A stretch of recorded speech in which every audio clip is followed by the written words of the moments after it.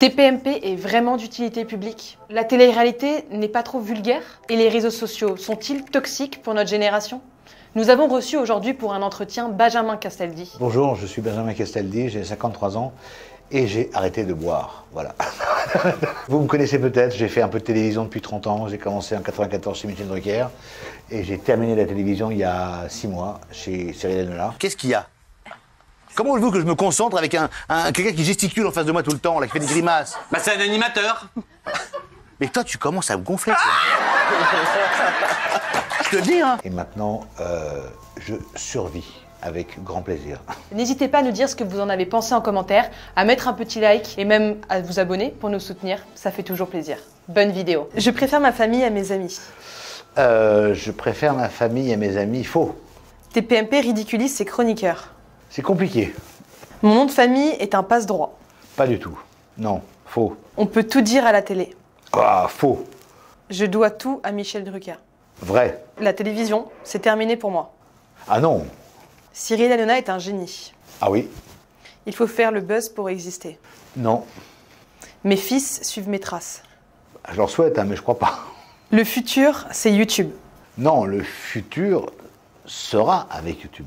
TPMP, ce n'est plus de mon âge. Non. La notoriété, c'est facile à gérer. Pas du tout. On ne fait plus d'émissions intelligentes. Ah non, non, c'est faux. Non, c'est faux. Au contraire. J'ai été victime d'escroquerie. Vrai.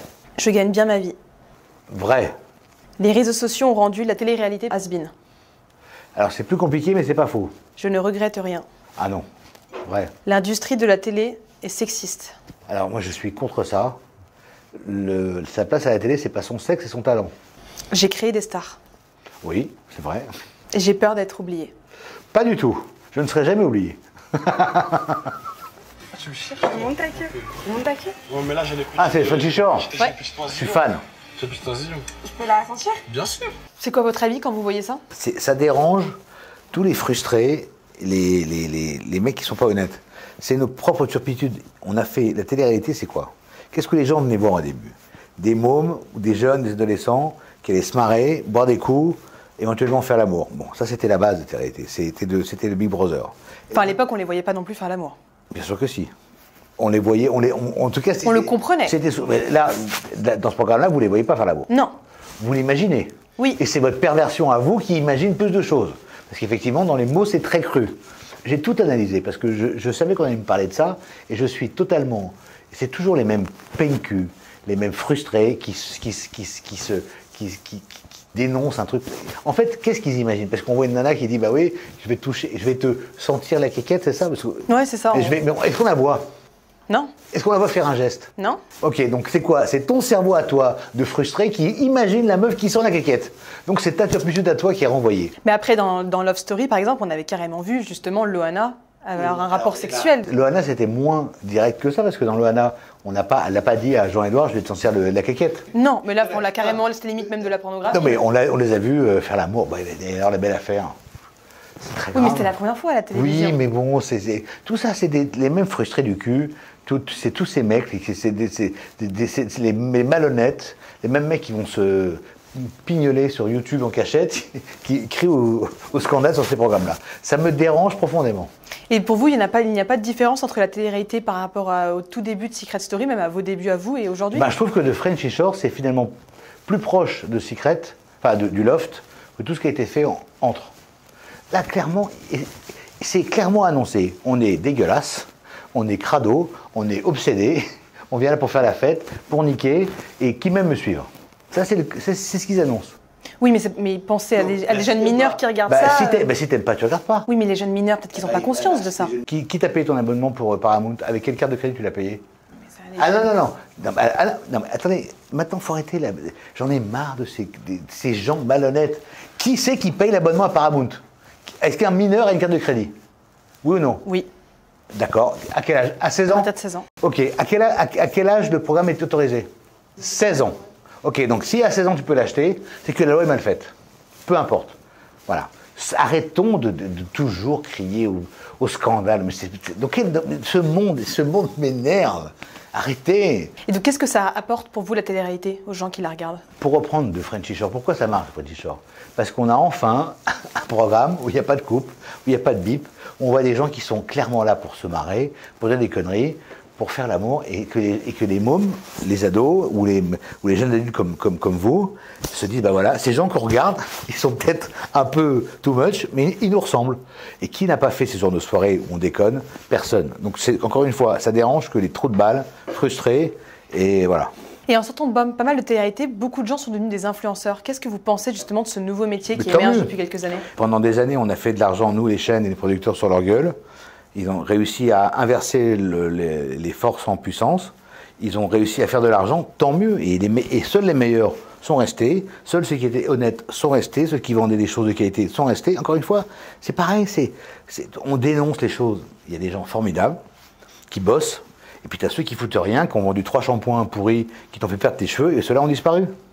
C'est la loi de la vie. Moi, vous n'avez pas remarqué qu'on passe ton temps à faire des procès d'intention sur si c'est bien, ça c'est pas bien, ça c'est bien. Nous, on a graillé les chaînes de télé, les producteurs, sur ces gens qu'on a mis à l'antenne. Pendant des années, on a profité d'eux. Et les mecs, ils ont compris que ce qu'ils gagnaient, c'était de notoriété, qu'ils allaient enfin valoriser. Mais tant mieux pour eux. Moi, je suis content du succès de Nabila, je suis content du succès de tous ces gens-là. Tant que c'est pas malhonnête, tant qu'ils sont pas des voyous, tant qu'ils sont pas voilà, tant qu'on est dans la limite des choses acceptables et qu'on ne vend pas ni de la merde ni du rêve ou des choses fausses, et qu'on se comprend bien avec les filles, mais qu'ils fassent ce qu'ils veulent. Tant mieux pour eux, qu'ils fassent des millions. Ils n'ont volé personne. Hein. Et votre fils Simon, vous êtes content qu'il soit devenu Mon fils est arrivé beaucoup trop tard, donc pour l'instant il ne gagne pas des millions. Il est très gentil, il est très charmant, mais il n'a pas valorisé. Je lui souhaite de valoriser. Il s'est même fait un moment un petit peu interpellé par Booba parce que il respectait pas trop la loi. Vous, comment vous l'avez pris, vous, personnellement? Moi, Booba, j'adore Booba, hein, mais bon, voilà, mais il mène sa guerre depuis Miami. Vas-y, quand tu veux aller au Vietnam, va au Vietnam. Hein. Mais il y a même eu d'ailleurs un tweet de Booba que je vais vous montrer, comme ça va être plus simple. Pour ça qu'il y a des escrocs sur le plateau, ils sont tous à la rue. Le Benji, il était en Ligue 1 avec les Michel Drucker et compagnie, et là, il a deux doigts d'ouvrir un terrain avec Bigard. Très bien. Venant de Booba, je suis très flatté. C'est vrai?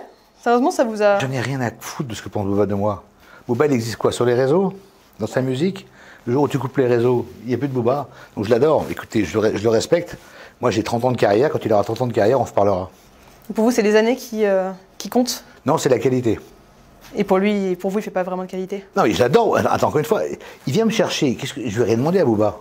On n'a pas de dossier. Non, mais c'est qu'il, lui, s'est donné une règle de dénoncer les influx voleurs. Parce qu'il est, je suis pas un influx voleur, il dit moi je suis un ringard. Ben, et Booba, tu sais quoi, tu seras un jour le regard d'un autre. Donc on est toujours le regard de celui qui vient après. Donc voilà, donc il pense que je suis un ringard, ben, il peut être tant mieux. Alors franchement, je m'en pas les steaks de ce qu'il pense de moi alors. Et pour parler un peu de TPMP, donc vous avez quand même été chroniqueur pendant pas mal de temps sur TPMP. Ouais. Pourquoi vous avez arrêté? Parce que j'avais envie de faire autre chose, parce que j'étais arrivé à un stade où j'étais pas à l'aise dans mon rôle, et que mon rôle, c'est pas de commenter l'actualité. Et comment ça se passe sur un plateau de TPMP, dans les coulisses? Comment ça se passe? Vous avez un thème, vous allez devoir réagir sur l'actualité, et... Est-ce que c'est aussi aléatoire que ça en a l'air? Ou est-ce que vraiment tout est très préparé? Alors, non, aléatoire, non, il y a un conducteur, mais on sait très bien qu'on va devoir se positionner sur des sujets qui ne sont pas forcément faciles. Et moi, je n'avais pas envie de me positionner sur plein de sujets parce que je suis pas. Encore une fois, je suis pas éditorialiste politique, je suis pas chroniqueur politique. Mon avis, franchement, tout le monde s'en bat les steaks. Vous le pensez ça? Que tout le monde s'en fout? L'avis de Benjamin Castaldi sur le Hamas, franchement, vous pensez que ça va changer la face du monde? Non, ça sur le Hamas, je pense pas. Alors ferme ta gueule, voilà. Donc ne viens pas dans l'émission.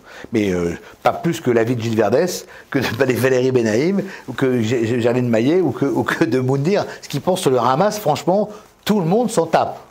Voilà. Moi, en tout cas, moi, je m'en fous. Moi, je préfère savoir ce que vont penser les gens qui dirigent, ce que va faire Netanyahou, ce que va faire... Mais ce que pensent ces gens-là du Hamas, ça ne changera pas la face du monde. Alors, à part faire de dire des lieux communs sur ça c'est bien, ça c'est pas bien, ça c'est bien, ça c'est pas bien, ou quelle horreur, tout ça, super, la belle affaire. Et comment il est, Cyril Hanouna? Moi, je l'adore, Cyril Hanouna. Encore une fois, personne ne me fera dire du mal de cet homme qui m'a tendu la main. Je le détestais. T'es un gros connard. Voilà. Bon, à distance, on se détestait, on est devenus copains, on s'aime, il sait pourquoi j'ai arrêté, il sait très bien ce que je pense, et tout va bien.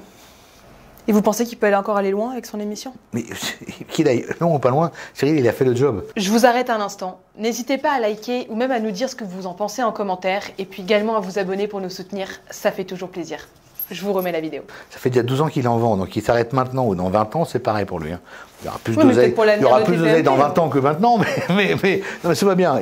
Il a tout gagné. Il a prouvé son indépendance, il a prouvé sa puissance, il a prouvé le fait qu'il pouvait dire ce qu'il voulait et qu'il avait réussi quelque part à niquer le game. Donc chapeau bas. D'ailleurs, le Mediavert a fait une enquête à l'aide de l'outil Mediatri qui disait, je cite, que le mot influenceur ou encore slip était davantage prononcé que le mot climat sur TPMP. Parce qu'on a fini par prêter un rôle sociologique à Cyril. Hein. Cyril, il s'est pas attribué ou tout attribué à un rôle social ou sociologique. Non, mais après, c'est lui qui dirige les sujets quand même. Tout ça est tellement futile. Oui, mais justement. Que des gens fassent des études parce que ce qu'on dit dans TPMP, on est plus slip que climat et donc. Mais non, mais et donc les gens se font la réflexion parce qu'il y a 1 million de spectateurs. Mais les gens, comment vous dites? Parce qu'il y a 1 million de gens qui regardent. Ah, même 2, oui. Oui, bon, ça dépend des entre 1 et 2. Oui. Donc justement, c'est bien ce que je dis. C'est pas justement inquiétant d'avoir des sujets si peu intéressants, contrairement à ce qui peut se passer aujourd'hui. Mais ils sont aussi peu intéressants pour ceux qui considèrent qu'ils sont pas intéressants. Mais c'est comme à mon époque, moi, au Modulov, tout le monde trouvait ça de la merde.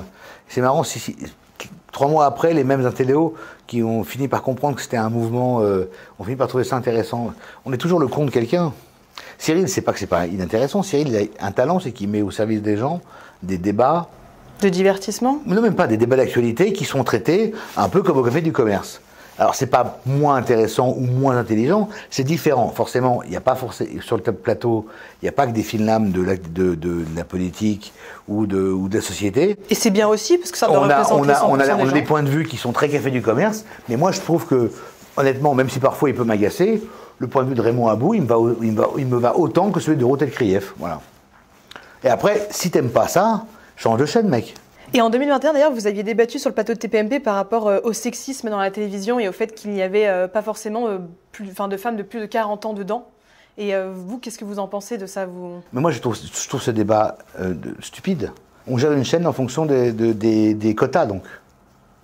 Je sais pas, je vous pose la question. Donc moi, je suis patron de chaîne, donc parce que j'ai un quota à respecter, je prendrais plus une femme mauvaise qu'un homme mauvais.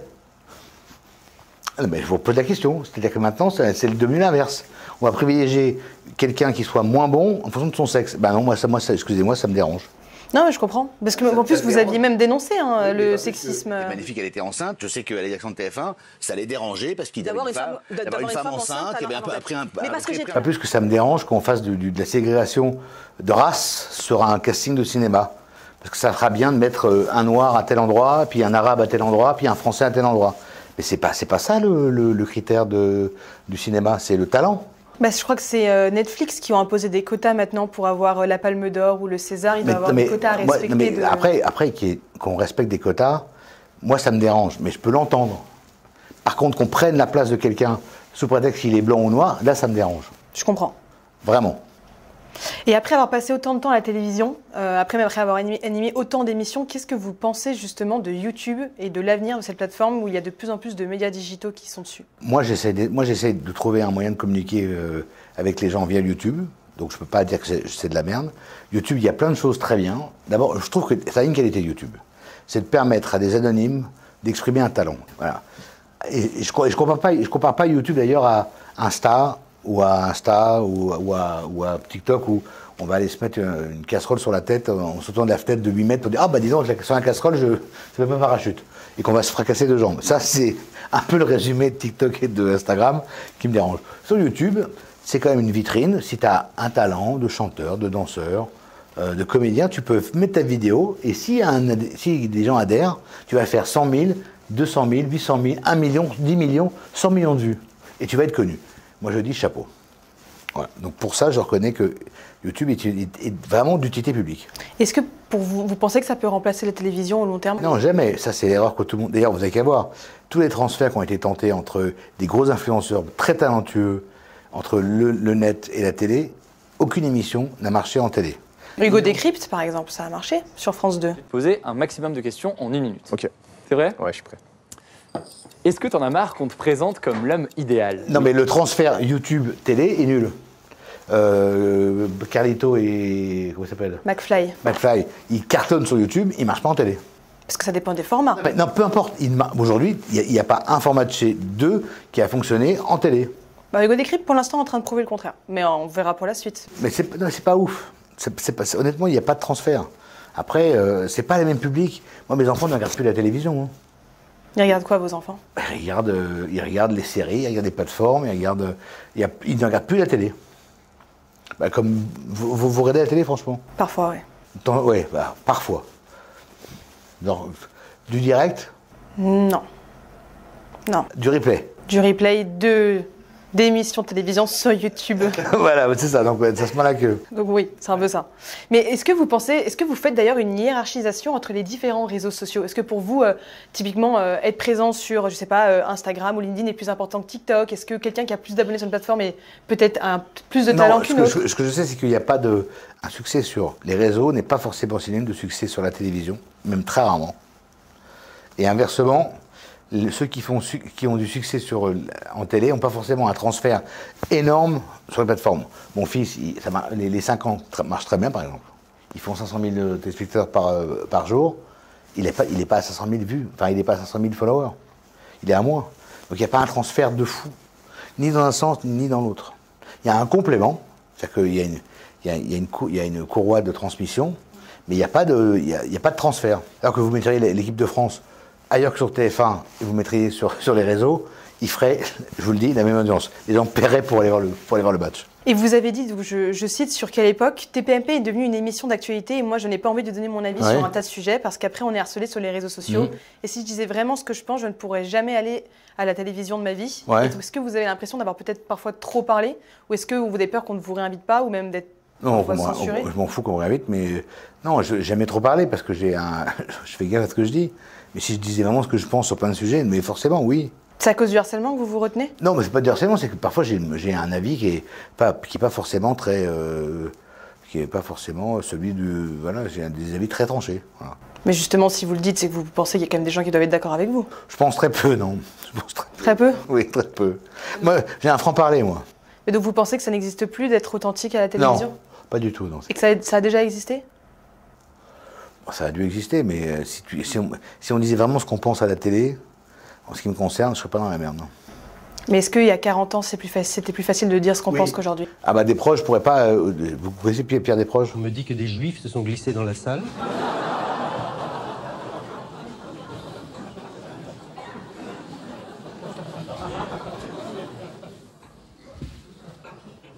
Vous pouvez rester. Pierre Desproges, c'était un mec extraordinaire, qui était d'une corrosion, d'un cynisme, qui disait des choses épouvantables en télévision, mais qui disait un peu tout bas ce que tout le monde pensait tout haut. Mais aujourd'hui, Pierre Desproges ne pourrait pas dire ce qu'il pense sur... Peut-être qu'il aurait une grosse existence sur les réseaux, c'est possible. Mais en télé, il ne pourrait pas. Vous regrettez cette période-là? Ah oui, c'est fini aujourd'hui. À cause des réseaux sociaux, vous pensez? Non, à cause de la vie, à cause de... Quand je vois qu'on a demandé à ce pauvre Michel Leb de s'excuser pour sa pub sur bégon vert et bégon jaune, là. On ne combat pas les insectes qui font comme les insectes qui font. Alors contre les il y a bégon jaune et contre les il y a bégon vert. C'est quand même triste, hein. Et est-ce que vous êtes inquiet du monde que vous laissez à vos enfants? Ah, c'est pas moi qui le laisse, hein. Je suis pas responsable. Mais je me sens pas du tout responsable. Mais oui, ça va être compliqué, mais bon, c'est certainement ils vont certainement avoir une construction de pensée qui sera différente et on va leur inculquer que finalement Blanche-Neige n'est pas si blanche que ça et que peut-être que la princesse qui est au bois de bois dormant ne dormait pas tant que ça et elle a été violée par le prince, il l'a réveillée en la forçant de lui faire un bisou. Peut-être que ça va rentrer dans sa tête. Je ne le souhaite pas, mais c'est sûrement comme ça que les enfants vont être éduqués maintenant. Vous avez vu que le bois dormant a été violée par le prince charmant. Oui, j'ai lu ça. Ouais. Il y a quand même des connards qui ont réussi à dire ça quand même. On est quand même dans un beau monde. Hein. Et ces Blanchet des 7 nains, ils sont pas nains, ils sont de petite taille. Comment vous estimez votre rapport avec votre famille, justement? Parce que tout à l'heure, vous avez dit quelque chose d'intéressant dans le vrai-faux à laquelle je ne m'y attendais pas du tout. Pour vous, vos amis sont plus importants que votre famille? Oui. Pourquoi? Parce que je ne suis pas du tout de ceux qui pensent que la filiation génétique est un gage d'honnêteté et d'amour. Je dis, on peut aimer... moi, j'aime d'amour mes belles-filles, alors que ce ne sont pas mes filles. Et je pense que c'est pas parce qu'on est le fils de quelqu'un, ou l'oncle de quelqu'un, ou la mère de quelqu'un, ou le père de quelqu'un, qu'on est obligé d'aimer ces gens-là. On aime les... C'est la phrase de... on se choisit sa famille. Moi, je choisis ma famille. Alors, j'aime ma famille, mais c'est pas parce qu'on est de ma famille que je vous aime. Et comment ça a été de grandir avec un père qui a été très connu? Une famille déjà... Non, mon père n'était pas très connu, mon père n'était pas une immense star, ni ma mère. Moi, j'ai eu la chance de réussir très bien. Ça n'a pas du tout été un poids, hein. Pas du tout. Et moi, je ne suis pas comédien, je suis animateur. Et par rapport à la scène de théâtre c'était quoi? Ouais, Bagala 21. Mais non, mais ça, c'est parce que j'ai coécrit avec Eric Emmanuel Schmitt et que j'ai produit la pièce. Mais ça fait partie de mon éclectisme. J'aime bien toucher à tout et faire des choses très différentes, mais ça ne me rendra pas plus immortel que la télévision. Hein. Mais expliquez rapidement, parce que je pense pas que tout le monde peut-être l'ait vu, en quoi consistait... Non, il se trouve que, vu que vous ne connaissez pas Pierre Desproges, alors Simone Signoret, ça vous dit rien? Si, quand même. Quand même. Non, mais moi, voilà, il se trouve que j'avais une grand-mère très célèbre, qui est Simone Signoret, qui est la première femme française à obtenir un Oscar à Hollywood en jouant en langue anglaise, qui avait un mari extrêmement célèbre qui s'appelait Yves Montand, et qui sont partis tous les deux à Los Angeles. Montand a chanté à New York, puis il était allé faire un film à Los Angeles, et il avait pour partenaire Marilyn Monroe. Love, my embraces cold, they'll fit like a glove. Et évidemment, il n'a pas résisté beaucoup à Marilyn Monroe, et il a couché avec Marilyn Monroe, et ma grand-mère, qui n'était plus là, l'a appris comme le monde entier. Ça a été la cocu la plus célèbre du monde. Et on en a fait une pièce de théâtre parce que c'était un drame on ne peut plus classique, enfin on peut plus ordinaire, mais vécu par des gens extraordinaires. Donc ça fait une pièce assez intéressante. Pour aller vers la fin de cette interview, il y a un dernier petit format. Soit vous regardez, donc je regarde, ou je ne regarde pas. C'est très simple. Les Marseillais vs le reste du monde sur W9. Je regarde pas. C'est ce soir, France 5. Je regarde pas. Qui est l'imposteur de Squeezie? Je regarde pas. Est-ce que vous connaissez Squeezie? De nom. Popcorn de Domingo. Je regarde pas. Pas, même pas, je connais pas. D'accord. Cauchemar en cuisine. Ah, j'adore. Secret d'histoire, France 2. Ah non, j'étais un somnifère. Zen de Maxime Biaggi et Grimm. Non. Les vlogs d'août de Léna Situation. Les quoi? Les vlogs d'août. Les vlogs d'août. Les vlogs d'août. Un vlog de son mois d'août. Non, je regarde pas, non. Les revues du monde de Charlie Danger. Non. L'heure des pros sur CNews. Ah oui. 28 minutes sur Arte. Ah non. C'est un homme de merde de McFly et Carlito. Non. Danse avec les stars. Ah non. Le jeu de la confiance de Michou. Non. Le crayon. Bah, je vais regarder maintenant. N'hésitez pas à nous dire ce que vous en avez pensé en commentaire, à mettre un petit like et à vous abonner pour nous soutenir, ça fait toujours plaisir. À très bientôt.